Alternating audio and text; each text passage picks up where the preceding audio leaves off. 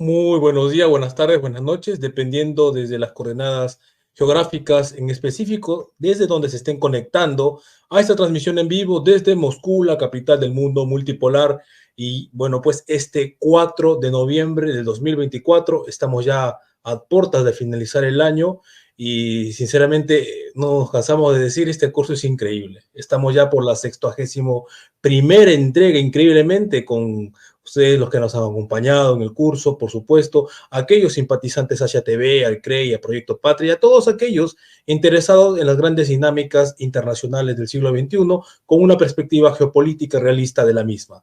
En esta oportunidad, como decía, estamos entregando la 61ª entrega, o sea, la número 61, increíblemente, después de un montón, como ustedes han visto, de ponentes, expertos, especialistas de las diversas coordenadas geográficas de nuestra América, del Asia, de Europa, de Rusia, etcétera, ¿no? No podemos decir que este curso ha sido solamente desde un lugar, desde una perspectiva determinada. Hemos intentado traer al curso lo mejor que hemos podido conseguir y bueno, modestia aparte, nos sentimos muy orgullosos porque hemos logrado, creemos al menos, modestia aparte, con cabalidad este objetivo y para el bien, para el beneficio de nuestro público, de nuestros estudiantes y en público en general que está interesado, como decía, ¿no? En develar, en comprender, en entender las grandes dinámicas internacionales que signan los rumbos de este inquietante siglo XXI que está empezando y de qué manera está empezando.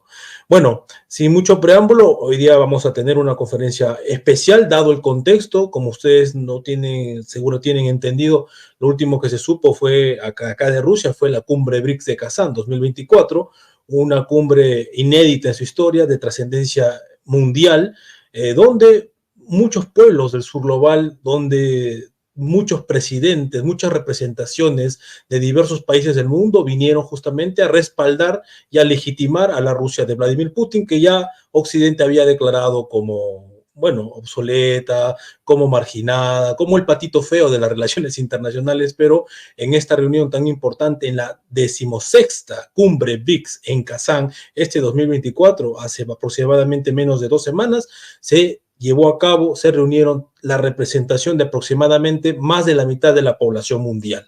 Estamos hablando de más de 5.000 millones de personas que habitan el planeta Tierra representadas por sus líderes, por sus representantes, por sus presidentes en esta cumbre mundial que marca un hito sin precedentes en la historia de las relaciones internacionales, de la humanidad, se podría decir. 5 siglos de dominio occidental están llegando a su fin y estamos viendo el florecer de un nuevo orden de cosas en materia internacional. En ese sentido, esta cumbre se erige pues como un nuevo espacio en la construcción de una plataforma cada vez más vigente, cada vez más contemporánea, cada vez más, vamos a decir, necesaria para superar los formatos verticales a los cuales hemos habitualmente estado acostumbrados, los pueblos del sur global, postergados históricamente por las draconianas imposiciones, condiciones del occidente colectivo, del unipolarismo en los últimos 200 años, el atlantismo en general, que estamos viendo cómo cae a su fin.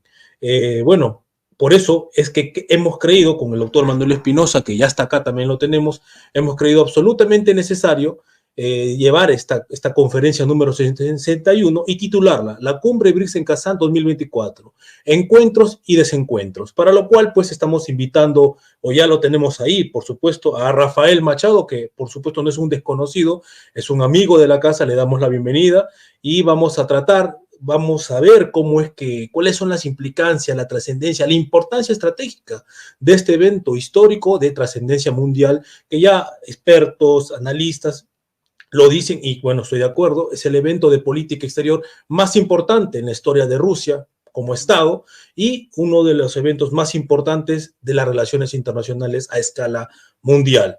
Bienvenido, Machado, bienvenido, doctor Manuel Espinosa. Doctor Manuel Espinosa, por favor, le cedemos la palabra. Sí, muy buenos días.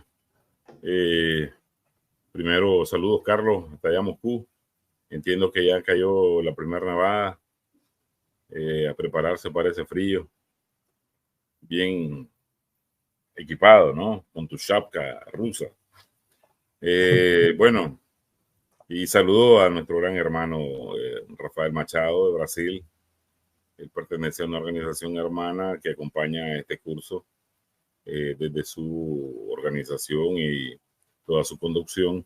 Y hoy tenemos la gran oportunidad de, a primera voz, tener a alguien del Brasil, miembro de los BRICS, para que nos explique con bastante certitud algunos aspectos que nosotros queremos conversar con él y que sin duda alguna vamos a tener la respuesta más claras y más precisas que requerimos. No sé si Rafael quiere decir algo antes de que comencemos a descargarle toda la catarata de preguntas que tenemos. Bueno, en primer lugar, buenos días a todos, a nuestra audiencia y también a nuestros camaradas Carlos y el doctor Manuel. Siempre un honor estar con ustedes. Es un honor para mí y para mi organización dar una contribución a ese gran curso. Pienso que el mayor curso general de geopolítica de nuestro continente en todos los últimos años, pienso yo. Entonces es un gran labor de construcción de una nueva conciencia y yo creo que es en el campo de batalla de las conciencias que nosotros debemos tener nuestras primeras victorias para que ellas puedan concretizarse en el plan material. Entonces, es básicamente eso, es un honor. Yo sé que Brasil, yo sé que existen grandes expectativas sobre Brasil y que en verdad en los últimos años esas expectativas quedan-se por el camino, ¿sí? Entonces yo aquí, para que las personas comprendan también mi posición, yo sé que desde la perspectiva progresista, postmoderna, etcétera, existe esa cuestión del lugar de habla, sí, pero en ese momento pienso que es interesante que se sepa cuál es mi posición. Yo no soy del Partido de los Trabajadores, yo no soy un adepto del presidente Lula, yo respeto a nuestro presidente, como el jefe de nuestro estado, pero no soy un militante o miembro de cualquier organización vinculada a él, y también no soy miembro de la oposición, no soy un defensor o adepto de Jair Bolsonaro o de los bolsonaristas, etc. ¿Sí? Entonces, acá en Brasil me posiciono en yo soy lo que yo consideraría un disidente intelectual, en el sentido de que tengo mi posición, la posición de mi organización, que es una posición multipolarista, y no estoy vinculado a cualquier órgano o institución del gobierno o de la oposición. Entonces puedo hablar desde una posición independiente, neutra y científica, para que nosotros podamos comprender mejor la posición de Brasil en ese momento, especialmente en lo que concierne a la cumbre de Kazán. Pero nosotros sabemos, y pienso que el doctor Manuel también, como un ciudadano de Nicaragua, también hay otros eventos que incluso vienen bastante antes de la cumbre de Kazán, que despiertan preocupaciones sobre Brasil. Excelente. Gracias. Gracias, estimado Rafael. Bien, tal vez, y como bien has acertado en cuanto a que uno de los objetivos principales es despertar la conciencia geopolítica en nuestras latitudes a través del conocimiento, la formación intelectual, académica, y que es la que estamos facilitando con este curso de Fundamentos de la Geopolítica basado en el libro del maestro Alexander Dugin. La primera pregunta, tal vez para aterrizarnos todos los que estamos aquí en esta charla y a los participantes, a los que van a ver posteriormente en los diferentes canales de las redes sociales, esto es un tanto que fue la cumbre de Kazán, cuáles son sus logros, algunas perspectivas, para luego trasladarnos al papel que desempeña Brasil dentro de los BRICS, ¿verdad? Y el papel de Brasil como extensión geopolítica de los BRICS en nuestro continente. ¿Qué te parece? Bueno, gracias por la pregunta. Empezando por la cuestión general de los BRICS. Es importante trazar una distinción histórica de los propios BRICS, porque parece bastante claro que lo que eran los BRICS antes que empezara la operación militar especial y aquello que se propuso para los BRICS, especialmente desde Moscú y de Beijing, para los BRICS después de la operación militar especial, son cosas bastante distintas, ¿sí? Antes que empezara la operación militar especial, los BRICS eran, me parece, simplemente una plataforma de diálogo económico, de inversiones, sí, con un objetivo bastante simple de descentralizar los flujos financieros, los flujos de inversión de capital, para permitir un desarrollo un poco más equilibrado en las regiones que no pertenecen al primer mundo, al occidente, a Norteamérica y Europa. Sí, entonces era algo bastante simple, bastante modesto, que no representaba en sentido prácticamente ningún un proyecto de oposición a aquello que nosotros comprendemos hoy como el occidente colectivo, el mundialismo, etcétera, ¿sí? Pero incluso pienso que ya había algunos años que el proyecto de los BRICS parecía un poco paralizado, sí, un poco, se caminaba bastante despacio en todo, no se oía hablar de grandes desarrollos. Yo me acuerdo de algunas análisis del profesor Alexander Dugin de ese periodo 2018, 2019, 2020, en que hablaba que el proyecto de BRICS parecía que no caminaba en ninguna dirección específica, que no era suficiente, etc.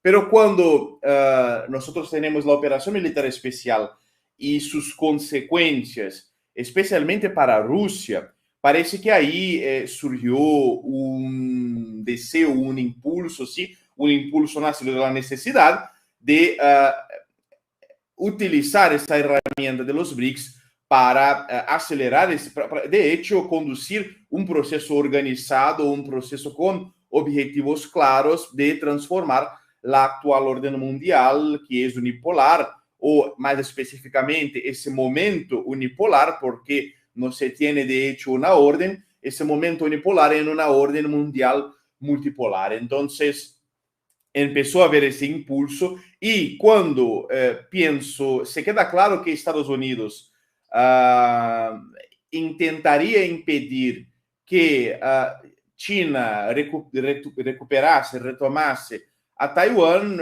Pekín pareció entonces también cada vez más interesada en utilizar a los BRICS como esa herramienta de construcción de una nueva orden multipolar. Y eso es algo que se debe tener en mente, aunque los discursos oficiales siempre dejen bastante claro que BRICS no tiene como objetivo hacer oposición, construir un bloque de oposición al occidente. Aunque ese sea el discurso oficial, por supuesto que en un sentido práctico la consecuencia es la construcción de un proyecto alternativo a ese proyecto que el occidente construye. Y en ese proceso, la cumbre de Kazán debe ser percibida como un paso fundamental, tanto cuanto la cumbre anterior, porque la cumbre anterior pudimos ver por la primera vez la expansión de los cuadros de BRICS y lo que se quedó pendiente para ese año era una formalización, una estruturación mayor, más específica, organizada de los BRICS y de ese proceso de construcción de un mundo multipolar. Eso es importante porque BRICS no tiene un estatuto específico, no es, por ejemplo, como muchas de las instituciones multilaterales o internacionales. En ese sentido, es menos formal incluso que la Unión Eurasiática, la Organización del Tratado de Seguridad Colectiva, ¿sí? Es menos formal en ese sentido. Entonces, se discutió en la cumbre anterior la necesidad de formalizar, de construir sistemas y elementos de una formalización mayor de los BRICS. Incluso en aquella época, Brasil defendió una posición de suspender el ingreso de otros países a los BRICS para que primero se construyeran mecanismos formales de adhesión. Porque lo que se discutió en aquella época para permitir el ingreso de Irán, de Egipto, de Emiratos Árabes Unidos, Etiopía, etcétera, aquello se discutió en un sentido bastante informal, en que los países tenían sus candidatos, si sus países promovidos, y se discutió en aquel momento que se haría votación y que no podría haber ninguna oposición, y así se quedó, pero no había un criterio específico, ¿sí? Objetivos que cada país debería alcanzar o criterios para que pudieran ingresar en los BRICS, y Brasil solicitó a eso. Y aunque no quiera en ese momento aún hablar en Brasil, cuando se solicitó criterios objetivos a los BRICS, al ingreso a los BRICS, en un sentido es bastante... tiene sentido, sí, para que eso todo se pueda discutir en un sentido más formal, pero al mismo tiempo, considerando las condiciones geopolíticas contemporáneas, la ausencia de ese tipo de formalización permite a los países excluir unos u otros países que, aunque tengan aunque obedezcan cualquier criterio formal, todos saben que no deberían estar en los BRICS, ¿sí?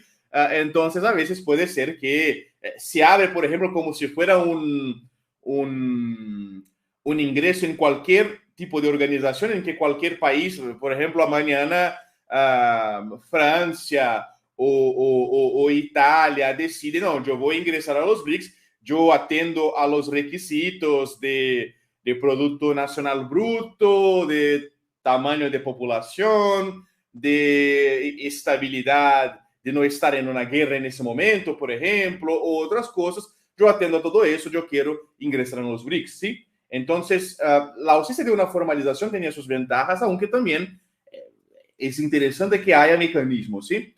Formales para todo eso.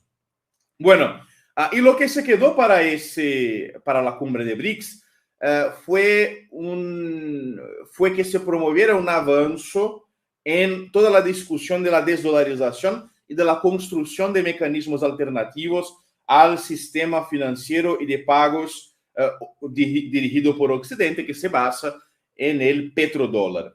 Y bueno, el objetivo de BRICS, desde que se invitó específicamente a países como Irán, Arabia Saudí, que se queda en una situación también un poco incierta hasta ahora, y Emiratos Árabes Unidos, a BRICS se quedó bastante claro que había algún tipo de impulso dirigido hacia hacer algo como que una fusión entre BRICS y OPEC, ¿sí? Para que, pienso, esa era mi análisis del año pasado, que el nuevo sistema financiero internacional, el nuevo sistema de pagos, etcétera, también estuviera anclado, por lo menos en parte, al poder del petróleo, ¿sí? Aunque, por supuesto, en una perspectiva más diversificada. Y cuando eso se quedó bastante claro para mí, se quedó bastante claro también que se debería invitar, o que se invitaría, de hecho, a Venezuela, porque si hay ese objetivo de un acercamiento con la OPEC para, por ejemplo, garantizar la estabilidad de los precios del petróleo o impedir la manipulación de los precios del petróleo desde el occidente, o para anclar un nuevo sistema de pagos, un nuevo sistema financiero internacional desde OPEC. Cuando eso pareció ser uno de los objetivos, me pareció bastante claro que se invitaría a Venezuela y que se debería invitar a Venezuela, aunque Venezuela estaba, y más o menos sigue estando, en una situación política inestabilidad, de una situación económica de inestabilidad, en el sentido de que sufre con el problema de las sanciones, problemas de intentos de sabotaje, de revoluciones coloridas, de migración, de intentos terroristas, de un fomento de actividades criminales, de subversión en el país. Y aunque en aquel momento, y más o menos sigue también en esa situación, era un gobierno que no tenía el reconocimiento de algunos otros países, de varios otros países, yo consideraba que era necesario construir el camino para el ingreso de Venezuela en los BRICS, porque si se está hablando en petróleo y la necesidad de construir un nuevo sistema internacional, también basado por lo menos parcialmente en el petróleo como recurso natural, entonces Venezuela tendría que participar en eso, ¿sí? Entonces eso era algo que ya había se quedado pendiente, en mi opinión, y eso se confirmó, pero por supuesto que en el ámbito financiero se discutió el BRICS Pay, el BRICS Bridge, ¿sí? Sistemas alternativos al SWIFT y también sistemas de compensación de pagos en el comercio internacional.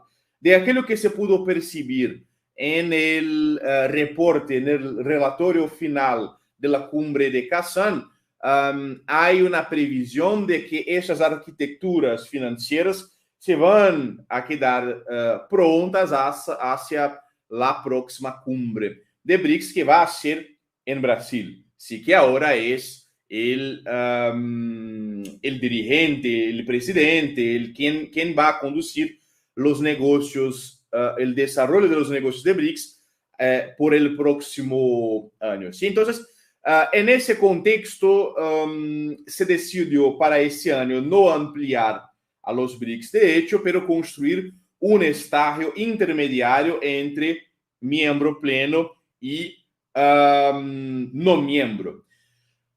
En eso yo pienso que no tuvo rol simplemente esa solicitación de una mayor formalización, pero también el hecho de que había varios países, tal vez con miedo o con alguna preocupación de ingresar en definitivo en BRICS a causa de los señales de un conflicto mundial de grande amplitud que va a involucrar o que puede involucrar más de uno de los países de BRICS. ¿Sí? Entonces tuvimos respuestas negativas a ingresar a los BRICS de Kazajistán, por ejemplo.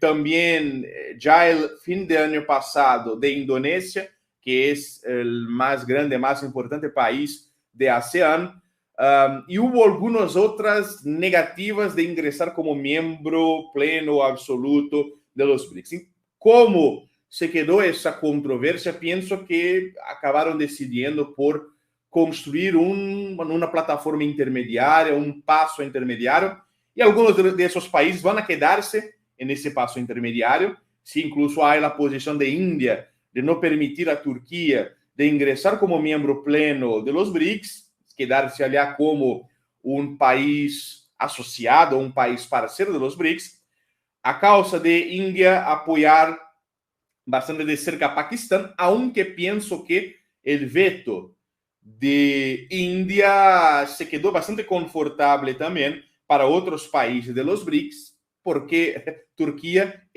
aún es un país de la NATO, de la OTAN, y aunque haya esa ambigüedad, ese juego duplo de Turquía, y aunque sea bastante favorable tanto para Rusia como Irán mantener buenas relaciones con Turquía, aprovecharse de ese juego duplo, también no era conveniente exactamente que estuviera como miembro pleno en los BRICS, ¿sí? Entonces pienso que nosotros vimos, porque sí, en verdad, las actividades de los BRICS ocurren entre una cumbre y otra cumbre, ¿sí? El momento de la cumbre es un momento en que se hace la revisión de lo que pasó y planes para lo que viene por ahí. Y en ese periodo, por ejemplo, nosotros vimos el desarrollo de varios proyectos y actividades que están asociadas a los BRICS, pero que son más o menos autónomas, por ejemplo. Yo soy miembro de la Asociación de Periodistas de BRICS, ¿no? Y hay proyectos en el cinema, de los municipios, por ejemplo, ¿sí? De las ciudades, el foro de las ciudades de los BRICS. Hay varios otros proyectos que fueron se desarrollando entre las cumbres, no solo entre la última y esa, pero también en los espacios antes de la cumbre anterior. Pero, y todo eso es bastante importante, la tendencia que haya un desarrollo aún mayor, la cuestión de la TV de los BRICS y la televisión de los BRICS, la cuestión de otros proyectos culturales de información en el ámbito del soft power de los BRICS, todo eso se declaró la intención en el relatorio final, en el reporte final, de invertir más en ese tipo de actividades. Y entonces pienso que los resultados de la cumbre de Kazán fueron bastante importantes, bastante grandes. Allá se consagró el entendimiento entre India y China, que era uno de los puntos débiles de todo ese proyecto de los BRICS. Allá se consagró, pensamos, el fin, sí, o por lo menos el fin de los peores aspectos de esas contradicciones entre India y China. Allá hubo ese acercamiento también mayor entre Rusia e Irán. Hubo una serie de discusiones que fueron importantes en esos aspectos, pero también, y ahí pienso que se va ahora querer ingresar en esos temas, hubo también imprevistos, tal vez, por toda la discusión que involucraba el ingreso de Venezuela en los BRICS, porque pienso que desde la perspectiva de Rusia y posiblemente también de la perspectiva de China, el interés de que Venezuela ingresara en BRICS era bastante grande. La expectativa, había una expectativa grande y favorable a eso, porque Rusia y China parece que estaban promocionando a Venezuela, el ingreso de Venezuela en los BRICS, pero se deparó allá con un impedimento que fue la posición de Brasil.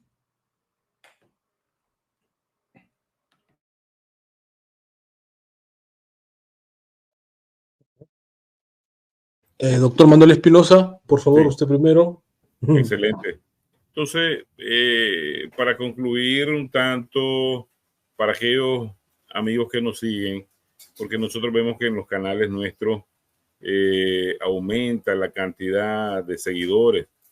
Y entonces, para resumirles a ellos, nos podrías decir por qué al final los BRICS vienen siendo un tema atractivo, un proyecto atractivo para la humanidad como un proyecto alternativo. Y lo otro es un ejemplo para Brasil. ¿Qué significan los BRICS para Brasil y qué significa Brasil para los BRICS? Bueno, ¿por qué se tiene tanto interés en los BRICS? Empezando por la cuestión económico-financiera, lo que hizo Rusia interesarse de nuevo tan fuerte por los BRICS e intentar promocionarlo a causa de las sanciones, sí, una amenaza que afecta también a Venezuela, afecta a Corea del Norte, a Irán, y puede afectar incluso a varios otros países en el mundo. Ahora ya hay algo como que sanciones que afectan a China, por ejemplo. Entonces, cuando hubo toda aquella tempestad de sanciones contra Rusia, y cuando se empezó a hablar sobre tomar a los activos financieros de Rusia en Europa y América del Norte, muchos países en el mundo empezaron a prestar atención a ese tipo de amenaza y el interés por construir sistemas alternativos que no permitieron, que no diera al Occidente esa capacidad de simplemente tomar y liquidar todos los activos internacionales de los países que decidieron simplemente oponerse a los objetivos geopolíticos del Occidente. Sí, entonces ahí se empieza a prestar bastante más atención a los BRICS, ahí que se empieza a ver muchas candidaturas, no se falaba en candidaturas a los BRICS antes de la operación militar especial prácticamente, ¿sí? Se empieza a hablar en que unos y otros países están interesados en ingresar en BRICS, exactamente cuando se empieza a hablar sobre ese confisco de los activos internacionales, las reservas de oro, los activos de las empresas nacionales, ¿sí? Los depósitos en dólar y otras monedas en el exterior de Rusia. Cuando se empieza a hablar en eso, ahí se empieza a despertar un interés más grande por todo el proyecto de BRICS, por muchos países en el mundo. Y en esa medida también en que especialmente la Cancillería rusa empieza a proyectar una nueva idea geopolítica en distinción a la idea geopolítica liberal y cosmopolita del Occidente. O sea, cuando Lavrov y también después el presidente Putin empiezan a hablar en esa idea de Estado-civilización, de que cada región del mundo tiene sus valores, sus tradiciones, sus prioridades, sus intereses, y de que no existe una regla universal para todos, no existe un patrón, una medida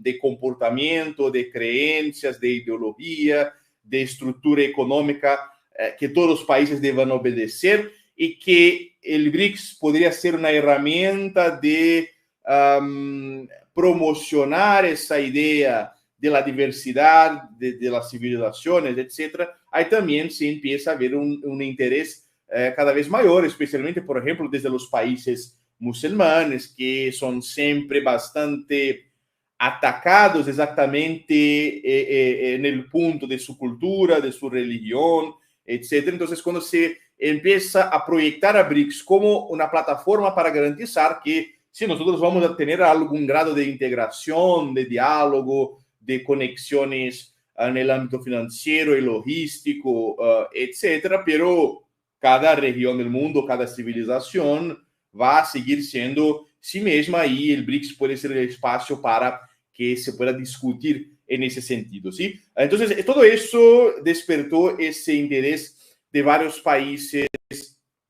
en el mundo, ¿sí? Para Brasil específicamente, cuando se habla en las relaciones entre Brasil y BRICS, hay que distinguir entre lo que puede ser BRICS para Brasil y también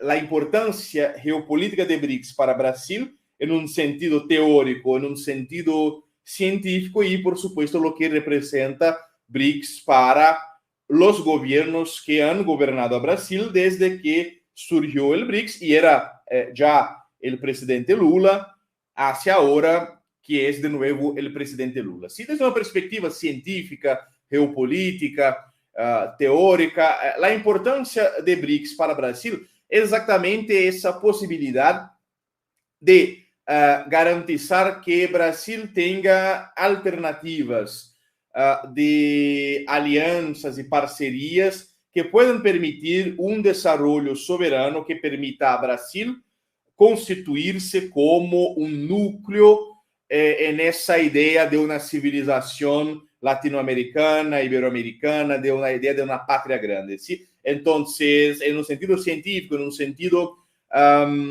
geopolítico, Brasil, estando donde está, teniendo su historia, siempre fue un objetivo de Estados Unidos, del Occidente, cooptar, subvertir a Brasil para dominar no solo a Brasil, pero también para instrumentalizar a Brasil en el continente. Entonces siempre hubo ese objetivo, siempre hubieron pocas alternativas, ¿sí? Nosotros desde la Segunda Guerra Mundial, en que estuvimos con Estados Unidos, nuestra doctrina militar es inspirada en los Estados Unidos, compramos la mayor parte de nuestros equipamientos militares, o sea de Estados Unidos o de Francia, por ejemplo. Entonces, las inversiones también eran principalmente de Estados Unidos.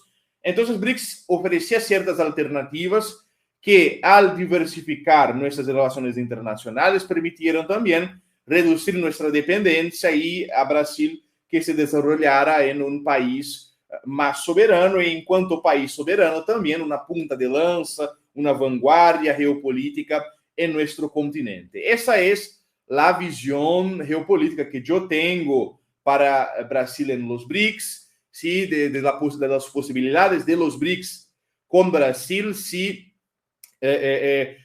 También a través de esas relaciones promocionar la integración de nuestro continente con inversiones para la construcción de ferrocarriles, de autoestradas y de otros tipos de infraestructura, y también para BRICS con eso. Y ese es un punto importante, también desde una perspectiva duguiniana, ejercer una presión contra Estados Unidos desde el sur. Sí, porque una cosa es desafiar a Estados Unidos por ejemplo, en el Medio Oriente o en África o en Europa Oriental. Otra cosa es desafiar a Estados Unidos desde la América Central, desde el Caribe, desde la Sudamérica, etc. ¿Sí? Ahora, desde la perspectiva de los gobiernos, sea gobierno Lula, Dilma, Temer, Bolsonaro y de nuevo Lula, la perspectiva que hay sobre BRICS es bastante más modesta, ¿sí? Bastante más limitada en cierto sentido. Se ve, de hecho, a BRICS como una plataforma de búsqueda de inversiones, de diversificación de inversiones, de diálogo económico, pero sin cualquier objetivo geopolítico de largo plazo, ¿sí? Sin se pensar en cualquier transformación o transición geopolítica más grande, definitiva, sin pensar en cualquier tipo de ruptura, en cualquier tipo de cambio de orden mundial.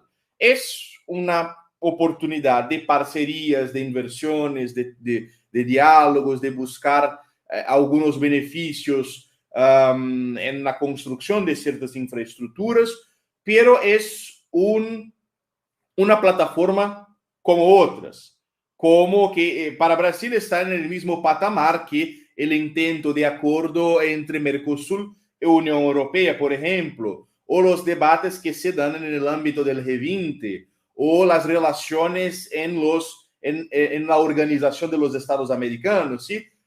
Para los gobiernos brasileños, sean más a la izquierda o más a la derecha, la perspectiva que hay sobre BRICS es bastante más limitada, y yo pienso que esa es la raíz o una de las raíces de los problemas que han aparecido en esa participación de Brasil en los BRICS en los últimos años, ¿sí? Excelente, excelente. Antes de que continúe, vamos a decir que el doctor Espinosa está un poco apremiado y va a formular una pregunta y bueno, se va a despedir luego. Por favor, doctor, adelante sin perder tiempo. Como unos 20 minutos me voy a retirar porque tengo clase en la universidad. Solo un punto. En más o menos unos 30 minutos yo también tendré que, 25, 30 también tendré que retirarme, ¿sí? Entonces, vamos a explotar el fabuloso encuentro que tenemos con Rafael para hacerle la pregunta torálgica que América Latina ha quedado sorprendida, porque la posición de Brasil de negar la entrada a Venezuela. Por supuesto, es la gran cuestión, ¿sí? Yo intentaré condensar eso. A veces se intenta encontrar alguna teoría de la conspiración, algún gran misterio, algún gran segredo. Hay en Brasil incluso teóricos de la conspiración que dicen que Lula fue abducido, que es un clon, etc. No existe necesidad de buscar teorías de la conspiración para comprender esos tipos de fenómenos. Bueno, ¿y eso por qué? Desde mi perspectiva como analista, yo no estaba sorprendido, porque cuando empezó, por ejemplo, sí, incluso con todo respecto a ese comentario de Pepe Pérez, con todo respeto, en verdad, a la autoridad venezolana que trajo esa posibilidad, etc. No es necesario que él sea un agente de la CIA para que hubiera ese tipo de resultado, aunque sea necesario hablar que cuando Lula surgió como militante político, existen sí fundamentos para creer que él fue promocionado por la dictadura militar en aquella época como una alternativa más interesante que aquello que era el liderazgo más grande, más radical de la oposición, que era Leonel Brizola, que era el heredero político tanto del presidente Getúlio Vargas como del presidente João Goulart, que fue el presidente derrumbado por la dictadura. Sí, entonces surge el presidente Lula, viaja a los Estados Unidos en aquella época, recibe cursos de activismo sindical en la AFL-CIO, que es una gran estructura sindical de los Estados Unidos, con vínculos históricos con la inteligencia de los Estados Unidos, y vuelve y se cambia en un gran líder sindical que incluso tenía tiempo en la televisión en el periodo de la dictadura, nunca fue preso como otros activistas, etc. Pero eso en un sentido de que no es que él conscientemente trabajó en ese sentido, y sí que a causa de ciertas razones ideológicas tal vez, era visto por los estrategistas de la dictadura, incluso el gran geopolitólogo brasileño Golbery, que fue uno de los grandes cerebros de la geopolítica de ese periodo de la dictadura militar brasileña. Ellos veían a Lula como una posible herramienta, ¿sí? Eso pues, se puede poner. Y bueno, tal vez ellos vieron eso en Lula por un cierto motivo que yo aún hoy veo como siendo el gran problema del partido, de Lula específicamente, y de la élite de su partido. No tenía de hecho convicciones ideológicas claras y bien construidas y formuladas, ¿sí? No tenía una doctrina, tenía sentimientos políticos, afecciones políticas, no una doctrina clara. Y eso yo seguí viendo en el histórico del Partido de los Trabajadores. Yo voy a dar un ejemplo. En los años 90, Brasil abrazó el consenso de Washington, y la alternativa ofrecida por la izquierda brasileña liderada por el PT fue aquel evento del Fórum Social Mundial de Porto Alegre, el gran evento de las izquierdas de nuestro continente, cuando hubo el cambio del milenio. Pero aquel proyecto, que aún sigue, el evento sigue ocurriendo todos los años, se encuadra en aquel que incluso también el profesor Dugin llama de altermundialismo, o sea, que no es un proyecto de oposición al proyecto del consenso de Washington, y sí un proyecto de reforma del consenso liberal mundial, para que estamos de acuerdo con la idea de Fukuyama de un fin de la historia, pero hay que promocionar el fin de la historia con inclusión social, con la reducción de las desigualdades, con más espacio, por ejemplo, para las mujeres, las minorías sexuales, etc. Y ahí se queda todo bien. Sí, esa idea de sistema mundo que se encuentra en Wallerstein y en otros baluartes de la izquierda sistémica de Europa y Estados Unidos era aquello que promocionaba el Partido de los Trabajadores y sus intelectuales, Marilena Chauí, Leonardo Boff, y varios otros en aquel entonces y aún hoy. Baluartes que defienden, por ejemplo, la internacionalización de la Amazonia, ¿sí? Que la Amazonia, que en gran parte es territorio brasileño, se transforme en un territorio internacional, lo que sería un atentado contra nuestra soberanía, si que hubiera estaciones de investigación de otros países, de organismos internacionales, en la selva de la Amazonia, etcétera, etcétera. Es algo que defienden los intelectuales del Partido de los Trabajadores. ¿Por qué? Sufrieron aquello que muchos partidos de izquierda en nuestro continente sufrieron, pero no sufrieron, por ejemplo, en Venezuela, en Nicaragua, en otros países, que fue esa liberalización de su perspectiva, de su base militante, ¿sí? Es como si hubo una victoria ideológica y filosófica del occidente contra las izquierdas en nuestro continente, porque sin un referencial ideológico con la muerte del comunismo, abrazaron el liberalismo y acreditaron que era necesario entonces tornarlo más progresista, más igualitario, pero sin salir de los presupuestos ideológicos basados en el individuo, el deseo, el consumo, etcétera, ¿sí? Bueno, ese fundamento ideológico es absolutamente necesario para comprender todas las posiciones del gobierno en los últimos 2 años. Porque se hace un análisis de los asesores de Celso Amorim o de Mauro Vieira y de otras grandes figuras del gobierno, ministros, etcétera, se va a descubrir que muchos de ellos, o casi todos, son colaboradores, por ejemplo, de USAID, de la Open Society, del Washington Brazil Office, que es un lobby de la izquierda brasileña junto a la Casa Blanca, de la Ford Foundation, de la Fundación Gates, y de varias otras estructuras internacionales que pertenecen a ese complejo industrial de las instituciones no gubernamentales y think tanks, ¿sí?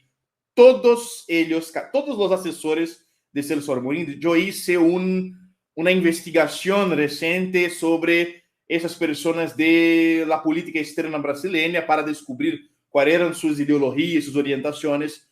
Prácticamente todas ellas están ancladas en esas estructuras de las ONGs. Estudiaron en el exterior. Cuando estudian en el exterior, no se encuentra en la equipe de Celso Amorim o de Mauro Vieira nadie que haya, por ejemplo, estudiado en Rusia o China o Cuba o donde sea, siempre en Harvard, París, Madrid, Berlín, Milán, etcétera, ¿sí? Las personas vuelven con convicciones ideológicas bastante específicas y son todos fanáticos por la cuestión climática, ¿sí? Como si hubiera un apocalipsis a ocurrir en una semana o 2 semanas si, por ejemplo, nosotros no abandonásemos el petróleo. Y eso actúa como sabotaje contra el propio Brasil, ¿sí? Porque, por ejemplo, el IBAMA, que es nuestra organización de fiscalización del medio ambiente, prohíbe la Petrobras de explorar al petróleo en la margen ecuatorial, la misma zona más o menos en que la BP y la Shell exploran en Guiana. Pero esas organizaciones financian esas ONGs para nos impedir de explorar, pero exploran el petróleo en la Guiana, ¿sí? Entonces, todo eso informa la mentalidad de los principales agentes diplomáticos de Brasil. ¿Y cómo eso se concreta geopolíticamente? Bueno, nosotros vimos desde que empezó el gobierno que Brasil asumió una postura bastante ambigua en relación a Rusia y Ucrania, en la cuestión Rusia-Ucrania, incluso defendiendo un proyecto de que Rusia abandonara la Crimea y el Donbass, y eso Brasil votó en ese sentido en febrero de 2023, algo completamente fuera de la realidad, incluso de la realidad militar en aquel momento, ¿sí? Brasil asumió una posición de fiscalizar las elecciones de Venezuela. ¿A pedido de quién? A pedido de Estados Unidos. Y eso se dio en la manera como nosotros vimos, ¿sí? En el que Brasil empezó a defender una posición de no confiar en el resultado de las elecciones de Venezuela. Hubo los conflictos también diplomáticos con Nicaragua, conflictos que no empezaron ese año, empezaron ya el año pasado con algunas posiciones problemáticas en el Consejo de Derechos Humanos, tanto en la ONU como en la Organización de los Estados Americanos contra Nicaragua, ¿sí? Y eso se encuentra en varias otras declaraciones y posiciones. Recién hubo una declaración de uno de los intelectuales del Partido de los Trabajadores que dijo en un sentido negativo que Brasil estaba transformándose en Irán, como si fuera una monstruosidad, como si Irán fuera un país paria o cosa en ese sentido. Un otro, el actual ministro del Supremo Tribunal Federal, Flávio Dino, que era ministro del gobierno de Lula, dijo que Brasil tenía que tomar una posición con las democracias liberales contra las autocracias fascistas, ¿sí? Entonces, Brasil abrazó esa perspectiva construida por el Partido Demócrata de los Estados Unidos, que el mundo se divide en solo dos campos. Hay los demócratas y hay los autoritarios y fascistas. Y entre los fascistas están todos juntos. Allá están desde Bolsonaro a Ortega, pasando por Putin, Orbán y Maduro. ¿Sí? Todos son fascistas que están en el mismo campo. Por supuesto que hay una nostalgia izquierdista puramente simbólica, emocional, en algunos cuadros del Partido de los Trabajadores, en muchas personas importantes que aún utilizan un t-shirt de Che Guevara, pero que en el plano internacional se asustan cuando ven Irán y las mujeres de hijab, por ejemplo, ¿sí? Entonces, es un Che Guevara de la Nike, sí, un Che Guevara LGBT, algo en ese sentido, si no es una posición antiimperialista científica, ¿sí? Entonces, esos son los fundamentos ideológicos y las relaciones internacionales que conducieron a Brasil a no reconocer el resultado de las elecciones en Venezuela, a no buscar un entendimiento con Nicaragua, por ejemplo, a asumir una posición ambigua. Por ejemplo, hoy o ayer, en verdad, Lula defendió que se hicieran un referendo en Donetsk y Lugansk, pero ellos ya ocurrieron, ya hubo el resultado de los referendos y las regiones ahora son constitucionales de la Rusia. Entonces, pidió nuevas elecciones, así como pidió en Brasil nuevas elecciones en Venezuela, ¿sí? Entonces, es algo un poco fuera de la realidad, porque en el fin, la conclusión de ese raciocinio, ¿cuál es el importante? ¿Por qué Lula tenía buenas relaciones con Ahmadinejad, Gaddafi, Chávez, Putin también, 20 años atrás? Porque en el fin, la perspectiva de Lula y del PT es de que todos esos actores, es que el problema era el unilateralismo de Estados Unidos solamente, y que el objetivo era que esos actores todos y sus países se ingresaron en el fin de la historia liberal. ¿Sí? El problema era que él veía que las puertas estaban cerradas a Irán, a Venezuela, a Rusia, y quería ayudar a introducir Irán, Venezuela, Rusia, Libia en ese mundo occidental, mundialista, cosmopolita, que fue promocionado desde Washington, París y Londres. Esa era la perspectiva del PT y de Lula, y de una ordena global, de un mundo plenamente globalizado, en que las diferencias religiosas y culturales y históricas desaparecieron, ¿sí? En un sentido puramente idealista, y es por eso que ahora se toma una posición reaccionaria en cierto sentido, porque no admite la ruptura, porque los rusos se cansaron de ese sistema mundo. 20 años atrás pidieron para ingresar en OTAN. Ahora están absolutamente cansados del occidente, de OTAN y de todo eso, ¿sí? Entonces, ahora la tendencia geopolítica multipolarista es de ruptura, es de construir un mundo alternativo.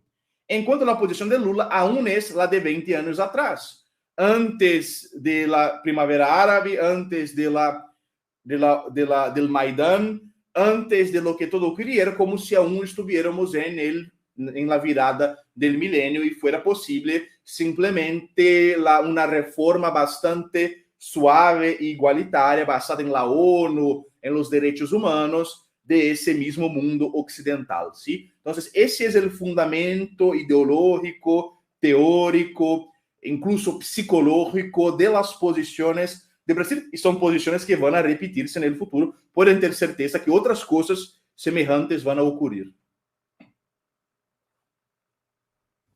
Gracias, Rafael. Bueno, aquí le decimos Rafa de cariño a los Rafaeles, ¿verdad?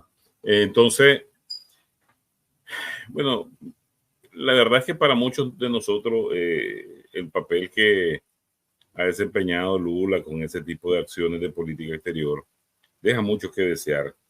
Deja mucho que desear desde una izquierda convencida.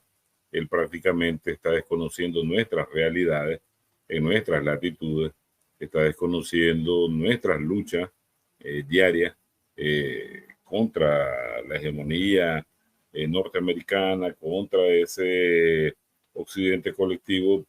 Y no sé quién le ha dicho que con ese tipo de postura él está aunando a colocar a Brasil en una mejor posición, referente en el continente, que no se ve, ¿verdad? Lo podrán aplaudir de mentes tan pobres como la que él ha demostrado. No sé quién le ha dicho a él de que con esta postura va a crecer en su liderazgo político regional, muy al contrario, ¿verdad? Me parece que va de retro. Pero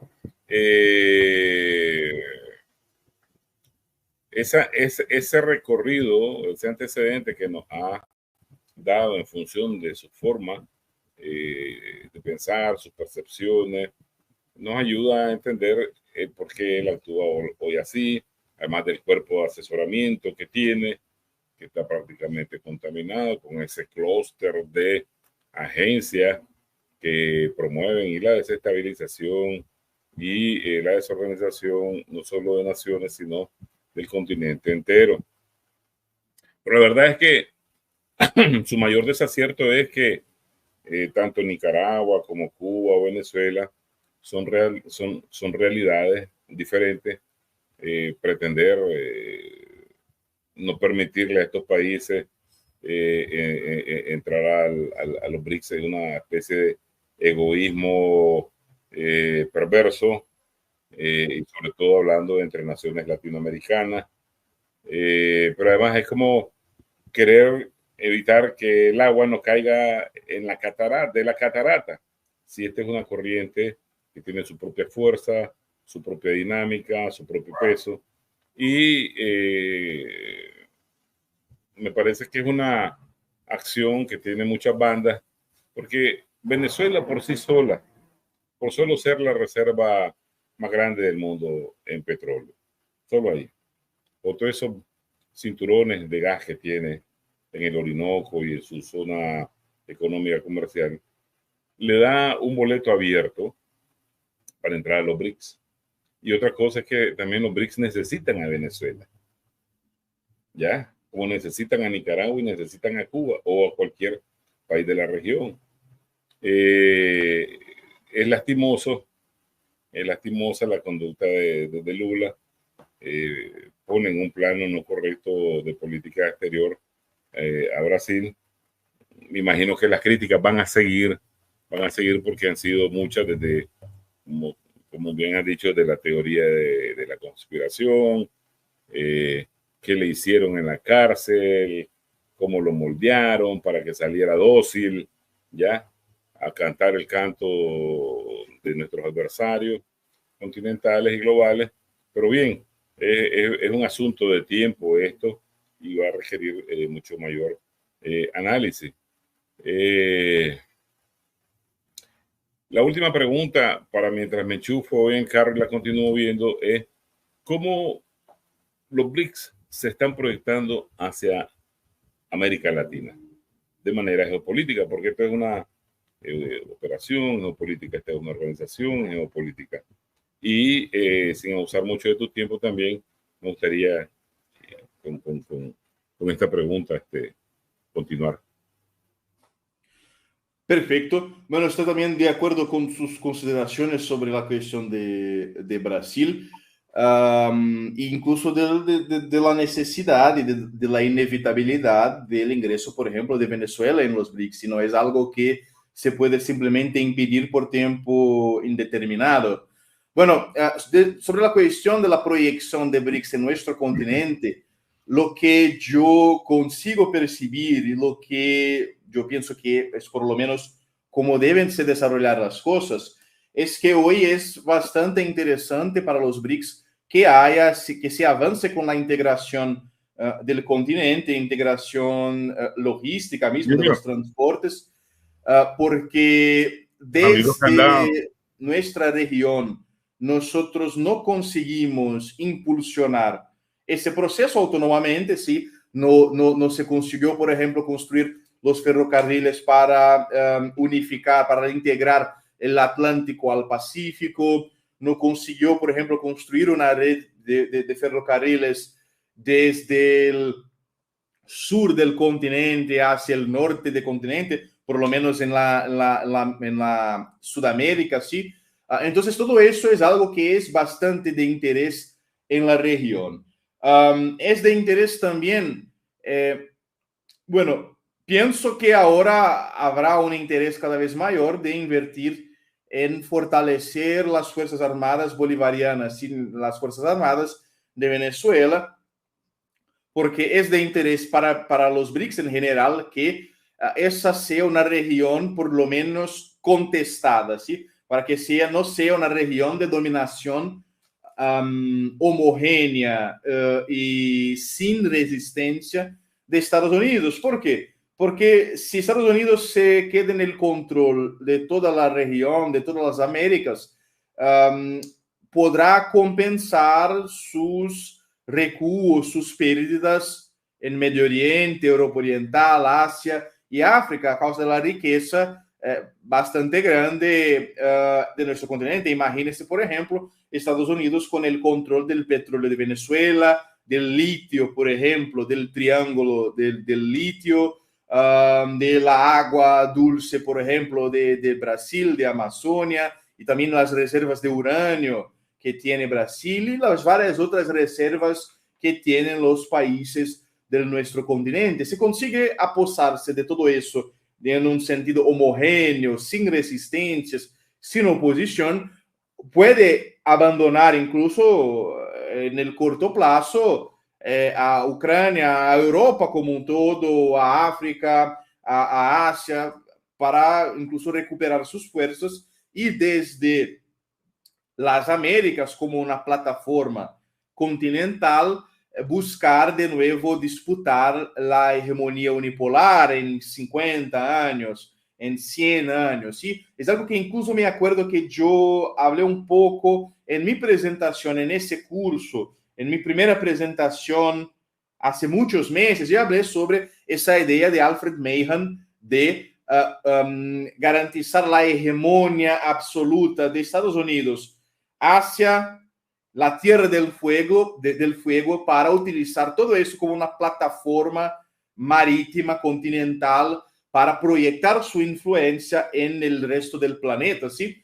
Como si fuera el equivalente al inverso de la teoría del Heartland, ¿sí? Que se dominan a todas las Américas, podrán dominar el mundo, ¿sí? Entonces, eso, por supuesto, los rusos, los chinos, entienden geopolítica suficiente para que eso no sea una perspectiva interesante. Por supuesto que la perspectiva rusa que nosotros conocemos es que no pueden concentrarse en nuestro continente, están ocupados en varias otras partes del mundo, en verdad. Están ocupados no solo en Ucrania, como en el Medio Oriente, en África, a través de sus parceros también en Asia, etc. Entonces, por eso, incluso confiaban, en cierto sentido, en Brasil y en Venezuela para que a través de esa articulación Brasil, Venezuela, Bolivia, sí, también con repercusión en el Caribe, donde desafían la idea de Mare Nostrum de Estados Unidos,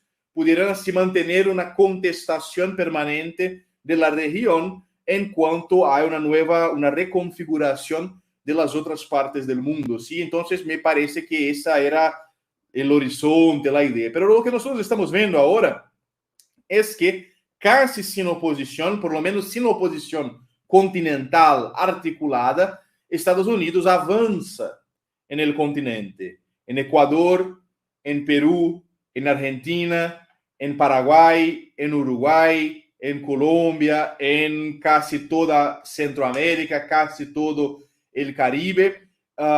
Y Brasil está ahora en una situación de incertidumbre, ¿sí? En el ámbito cultural, ideológico, ya tiene bastante influencia acá Estados Unidos, sin duda. Por supuesto que el actual gobierno también tiene sus posiciones que desafían en cuestiones económicas, en ciertos puntos desafían a los intereses de Estados Unidos, a ciertos objetivos, ¿sí? Pero es muy poco lo que Brasil está haciendo para, de hecho, garantizar que la región no va a ser conquistada por el occidente, ¿sí? Bueno, doctor Manuel Espinosa, ¿tiene algo más que agregar? Porque yo también quiero formular mi pregunta. Me retiro, me enchufo en el carro. Perfecto. No, en verdad, yo también tendré que irme. Bueno, en fin. Entonces lo dejamos para la próxima. Igual no va a ser, bueno, es la última, pero no vamos a cerrar el curso definitivamente. Va para rato y ya habrán próximas ediciones. No se preocupen, yo voy a cerrar el curso. Gracias, Rafael. Gracias, doctor, por su tiempo, ¿verdad?